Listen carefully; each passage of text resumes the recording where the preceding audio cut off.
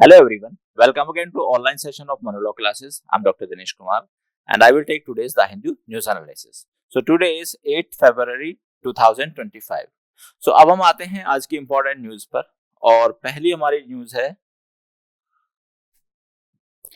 Government flags concerns over US shackling of Indian deportees. तो जैसा कि आप जानते हैं कि जो जब से ये यूएसए के नए प्रेसिडेंट बने हैं मिस्टर डोनाल्ड ट्रंप, इन्होंने एक जो है पॉलिसी बनाई है। वैसे तो इन्होंने बहुत सारे डिसीजन लिए हैं जो कि शॉकिंग है अपने आप में, लेकिन उनमें से एक ये भी है कि जो इलीगल इमिग्रेंट्स हैं जो कि यूएसए में रह रहे थे इलीगली, उन लोगों को इन्होंने डिपोर्ट किया है। उसमें से कुछ लोग इंडिया के भी हैं, ठीक है। अराउंड 100 लोग हैं इंडिया के जिनको डिपोर्ट किया गया है। अब देखिए, डिपोर्ट करना कोई अगर वो इलीगली यूएसए में रह रहे थे इंडिया के सिटीजन्स, तो उनको डिपोर्ट करना ये लीगली करेक्ट है, इसमें कोई बात नहीं है। लेकिन जिस प्रोसीजर से एक इनह्यूमन तरीके से उनको डिपोर्ट किया गया है, तो इसके रिगार्डिंग हमारी पार्लियामेंट में एक इशू उठा और उसमें कहा गया कि उनको हथकड़ियां लगाकर उन लोगों को भारत में डिपोर्ट किया गया है। और जो बच्चे हैं और जो महिलाएं हैं उनके साथ भी कुछ अच्छा बिहेवियर नहीं किया गया। लेकिन जब इस बात को उनके सामने उनकी जो कंसर्न अथॉरिटीज है उनके सामने रखा गया कि भाई आप इस तरीके से एक इनह्यूमन तरीके से रिपोर्ट कर रहे हैं, तो उन्होंने कहा कि हमारे यहाँ का जो लीगल प्रोसीजर है वो ऐसा ही है और उसी के हिसाब से हम उसको इम्प्लीमेंट कर रहे हैं। तो हालांकि इंडिया ने इस पर अपना एक ऑब्जेक्शन रेज किया है कि इस तरह का नहीं होना चाहिए। Now we come to next news. Calcutta High Court reject West Bengal government appeal for death penalty in RG car rape murder case admit CBI's plea।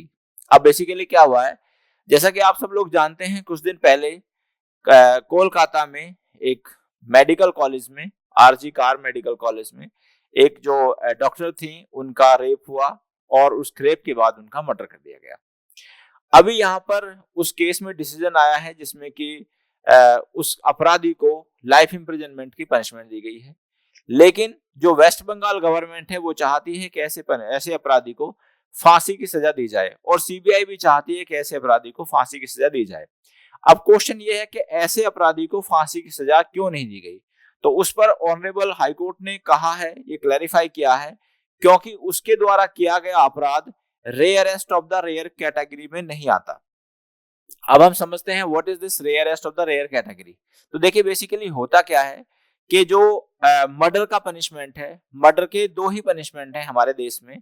तो अगर कोई व्यक्ति मर्डर करता है तो उसका पहला पनिशमेंट ये हो सकता है जिसको कि हम मिनिमम पनिशमेंट भी कह सकते हैं। तो मिनिमम पनिशमेंट होता है लाइफ इम्प्रिजनमेंट, और जो मैक्सिमम पनिशमेंट है, मैक्सिमम पनिशमेंट होता है फांसी या कैपिटल पनिशमेंट। अब फांसी कौन से मामले में दी जाएगी, तो इसके संबंध में ऑनरेबल सुप्रीम कोर्ट ने एक बहुत ही लैंडमार्क जजमेंट था, Bachchan Singh versus state of Punjab. उस केस में ये डिसीजन दिया कि फांसी केवल उन्हीं मामलों में दी जाएगी जो कि rarest of the rare category में फॉल करते हैं।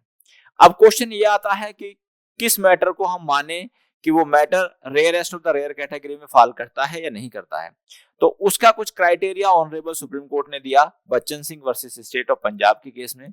और वो क्राइटेरिया क्या था कि अगर किसी पर्सन का मर्डर या विक्टिम का मर्डर बहुत ही इनह्यूमन तरीके से किया जाता है तो वो rarest of the rare category में फॉल करेगा।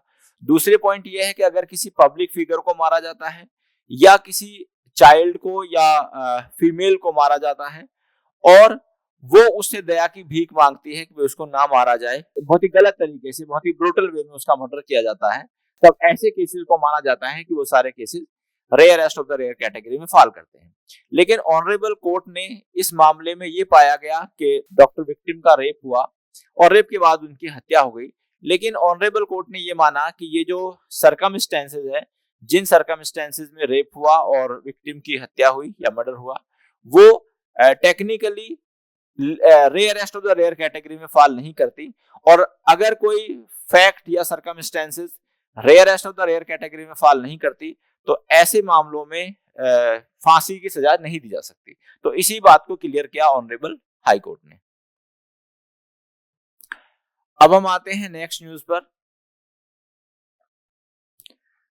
अप्रोर in Rajasthan assembly over ministers phone tapping charge.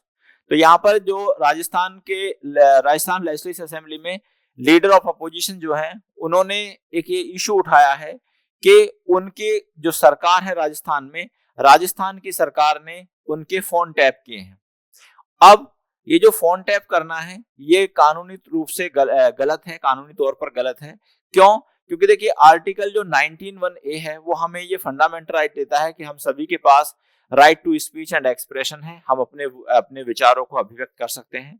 और आर्टिकल 21 जो है वो कहता है कि हर व्यक्ति के पास राइट टू पर्सनल लिबर्टी है और राइट टू प्राइवेसी भी है। तो राइट टू प्राइवेसी एक फंडामेंटल राइट है जिसको ऑनरेबल सुप्रीम कोर्ट ने रिकॉग्नाइज किया था। केस का नाम था justice KS. Puttaswamy versus union of India, 2017 का ये केस है, इसमें रिकॉग्नाइज किया। अब तो सरकार के पास ये पावर बिल्कुल भी नहीं है कि वो किसी पर्सन के फोन टैप कराए। फोन टैप कराने के लिए एक पर्टिकुलर प्रोसीजर फॉलो किया जाता है टेलीग्राफ एक्ट में, और उसमें मिनिस्ट्री ऑफ होम अफेयर की कंसेंट ली जाती है। और जो प्रोसीजर टेलीग्राफ एक्ट में दिया गया है उस प्रोसीजर के द्वारा ही किसी पर्सन की फोन टैप किया जा सकता है। अब अगर उस पर्सन से देश की सिक्योरिटी को खतरा है, देश की यूनिटी और इंटीग्रिटी को खतरा है, तभी उसका आप फोन टैप करा सकते हो, और नॉर्मल सर्कमस्टेंसेस में आप ऐसे पर्सन का फोन टैप नहीं करा सकते।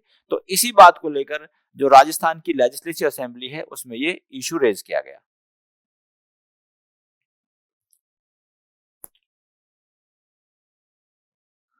अब हम आते हैं नेक्स्ट न्यूज पर। Supreme Court refuses to interfere with the High Court order to register FIRs on statement to HEMA panel।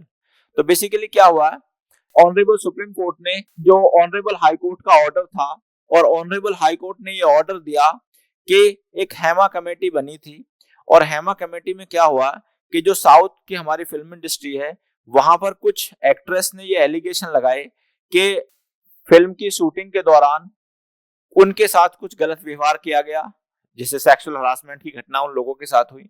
तो अब इस पर कुछ जो एक्ट्रेस हैं वो सामने आई और उन्होंने अपने स्टेटमेंट दर्ज कराए। तो ये जो सेक्सुअल हरासमेंट के मैटर को या सेक्सुअल असॉल्ट के मैटर्स को देखने के लिए एक हेमा कमेटी बनी, और जो जो भी विक्टिम सामने आए और उनके स्टेटमेंट लिए गए, तो ऑनरेबल हाई कोर्ट ने ये ऑर्डर दिया कि ऐसे सभी विक्टिम जो कि सामने आ रहे हैं और जो ये बता रहे हैं उनके साथ सेक्सुअल असॉल्ट हुआ या उनका सेक्सुअल हरासमेंट हुआ, तो ऐसे लोग जो भी दोषी हैं उनके खिलाफ एफआईआर रजिस्टर की जाए। अब जिन लोगों के खिलाफ एफआईआर रजिस्टर की गई उन लोगों ने ये ऑब्जेक्शन रेज किया कि उनके खिलाफ एफआईआर रजिस्टर नहीं होने चाहिए, लेकिन उन लोगों की इस पेटिशन को ऑनरेबल सुप्रीम कोर्ट ने ये कहकर मना कर दिया, क्योंकि मैं इसमें जो हाई कोर्ट का ऑर्डर है, मतलब हाई कोर्ट ने जो ऑर्डर दिया है रजिस्ट्रेशन ऑफ एफआईआर में, उसमें कोई भी इंटरफेयर नहीं करूंगा। इसका मतलब क्या है कि अगर हाई कोर्ट ने ऑर्डर दे दिया है कि ऐसे लोगों के साथ जो भी अपराध के लिए इस अपराध के लिए दोषी हैं एफआईआर की जाए, तो वो ऑर्डर ही स्टैंड रहेगा और उसमें कोई भी मॉडिफिकेशन नहीं होगा।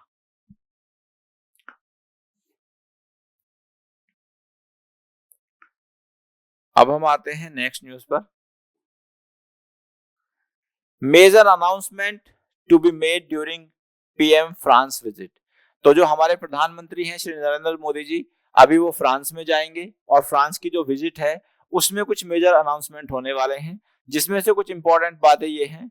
तो पहला ये है agreement in defence, small modular reactors, aircraft maintenance, repair and overall and artificial intelligence.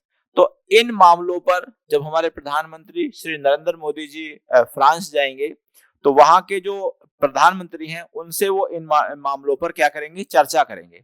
और हो सकता है इन बहुत सारे मामलों पर जब एग्रीमेंट होगा तो हम कुछ चीज उनसे लेंगे, कुछ चीज उनसे देंगे।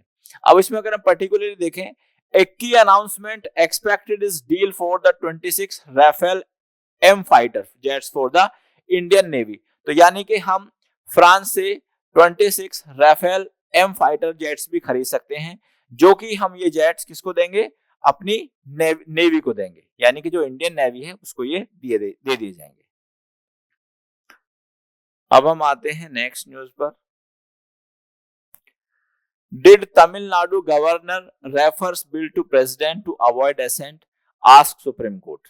तो बेसिकली क्या हो रहा है, तमिलनाडु में एक कंट्रोवर्सी चल रही है, और ये कंट्रोवर्सी क्या है कि जो तमिलनाडु की लेजिस्लेटिव असेंबली बिल पास करती है और वो बिल गवर्नर के पास जाते हैं गवर्नर की एसेंट के लिए, यानी कि उसकी कंसेंट के लिए, तो गवर्नर उन बिल पर साइन नहीं करते और उस बिल को लटका देते हैं, यानी कि उस पर कोई डिसीजन नहीं लेते, अपनी कंसेंट को विदहोल्ड कर लेते हैं। अब जब जब तक किसी बिल पर साइन नहीं होंगे तो ऐसा बिल एक्ट नहीं बनेगा, और जब तक ऐसा बिल एक्ट नहीं बनेगा तो ऐसा बिल कानून भी नहीं बनेगा। ठीक है। अभी यहाँ पर तमिलनाडु में क्या हुआ, तमिलनाडु में जो जनरली स्टेट यूनिवर्सिटीज होती हैं उनके जो चांसलर होते हैं वो होते हैं गवर्नर। ठीक है। अब वहां पर ये इशू किया जा रहा है कि जो गवर्नर की पावर है वो लेकर वो चीफ मिनिस्टर को ट्रांसफर की जाए। मतलब इन फ्यूचर वहां पर जो यूनिवर्सिटीज है स्टेट की, वहां का जो चांसलर है वो गवर्नर ना होकर चीफ मिनिस्टर होगा। अब ऐसे ही कुछ और बिल को, अराउंड 10 बिल थे ऐसे, जिनको गवर्नर के पास भेजा गया कि भाई आप इन पर अपनी असेंट दे दो, लेकिन गवर्नर ने पहले तो अपनी कंसेंट को विदहोल्ड किया ऐसे बिल्स पर, और बाद में ऐसे बिल्स को रेफर कर दिया प्रेसिडेंट के लिए। अब यहाँ पर ऑनरेबल सुप्रीम कोर्ट ने ये क्वेश्चन पूछा है कि भाई आपने जो बिल को विदहोल्ड किया है, आपने बिल को जो रेफर किया है किसके लिए, प्रेसिडेंट के लिए, तो कहीं आपकी इंटेंशन ये तो नहीं है कि आप ऐसे बिल को पास करने में डिले करना चाहते हैं। ठीक है। अब हम इससे संबंधित प्रोविजन समझते हैं। तो इससे संबंधित प्रोविजन है हमारे कॉन्स्टिट्यूशन में आर्टिकल 200 और आर्टिकल 201, यानी कि 201। 200 गवर्नर को ये पावर देता है कि जब कोई भी बिल गवर्नर के पास आएगा उसके एसेंट के लिए, तो या तो वो अपनी एसेंट उस पर देंगे या अपनी एसेंट को विदहोल्ड करेंगे। ठीक है। और तीसरी बात यह है कि या ऐसे बिल को वो रिजर्व करेंगे for the consideration of president. तो आर्टिकल 201 जो है वो ये बात करता है कि अगर गवर्नर को ये लगता है कि ये पर्टिकुलर बिल जो भी लेजिस्लेटिव असेंबली के द्वारा पास किया गया है किसी भी प्रकार से सेंटर और स्टेट के रिलेशंस को अफेक्ट करता है, या बिल में कोई रिपग्नेंसी है, रिपग्नेंसी मतलब कि बिल सेंटर का कुछ और कहता है, सेंटर का कानून कुछ और कहता है, और स्टेट का जो ये बिल है ये उसके अपोजिट है, तो ऐसी सिचुएशन में गवर्नर के पार्ट पर ये लीगल ड्यूटी है कि वो ऐसे बिल पर साइन नहीं करेंगे, मतलब अपनी कंसेंट नहीं देंगे, और ऐसे बिल को वो रिजर्व करेंगे for the consideration of the president of India. तो इस मामले में ऑनरेबल सुप्रीम कोर्ट ने यही पूछा है कि भाई क्या आपने जो बिल को भेजा वो इस इंटेंशन के साथ भेजा कि ये बिल डिले हो जाए। दूसरा पॉइंट ये है, पीछे भी ये एक मुद्दा उठा था जिसमें ऑनरेबल सुप्रीम कोर्ट ने ये कहा है कि गवर्नर के पास जब कोई बिल आता है तो governor has to take the decision over that bill within a reasonable time.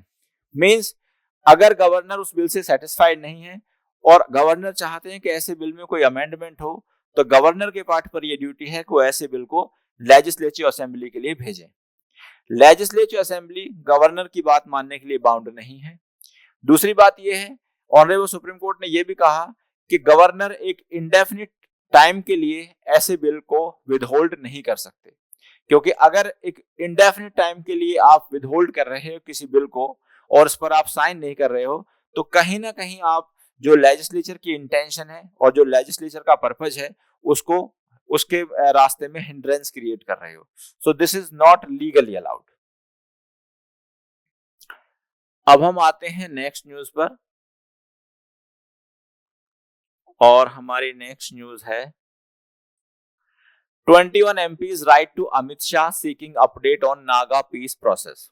तो बेसिकली क्या है, 21 MPs ने जो हमारे ऑनरेबल मिनिस्टर हैं, minister of home affair Shri Amit Shah ji, उनको लेटर लिखा है कि जो नागा पीस प्रोसेस है उस पर क्या चल रहा है और उसमें एक इंटरलॉकेटर को क्यों नहीं अपॉइंट किया जा रहा। अब बेसिकली हम थोड़ा ब्रीफ में समझते हैं कि what is this Naga peace process. तो जब हमारा देश आजाद हुआ तो उस टाइम पर जो नागालैंड है वो इंडिपेंडेंट रहना चाहता था, लेकिन उस समय पर हमने इसको एक्सेस किया। ठीक है। तो वहां पर कुछ ऐसे ग्रुप थे, कुछ संगठन थे जो कि इंडिपेंडेंट रहना चाहते थे और जो भारत सरकार के साथ मिलकर नहीं चलना चाहते थे। अब भारत सरकार ने ऐसे ही ग्रुप के साथ एक पीस एग्रीमेंट किया और भारत सरकार ने अपना एक रिप्रेजेंटेटिव इंटरलॉक्यूटर अपॉइंट किया जो कि भारत सरकार के बिहाफ पर उन लोगों से बात करेगा, उनकी जो कि जायज और लीगल डिमांड है उनको माना जाएगा। लेकिन अभी क्या हो रहा है कि जो नागा पीस प्रोसेस का ये एग्रीमेंट है ये स्टॉल्ड है, यानी कि इस पर कोई काम नहीं हो रहा है। और जो भी इंटरलॉक्यूटर अपॉइंट किए गए थे वो अब रिटायर हो गए हैं, अभी वो काम नहीं कर रहे हैं, तो उनकी जगह कोई दूसरा इंटरलॉक्यूटर अपॉइंट किया जाना चाहिए। दूसरा एमपी का कंसर्न ये भी है कि वहां पर जो एक इंटरलॉक्यूटर है वो कोई इलेक्टेड पर्सन को अपॉइंट किया जाना चाहिए। So dear students, I have discussed all the important news of today's newspaper. I will come again with more such news. Till then, thank you very much. Goodbye.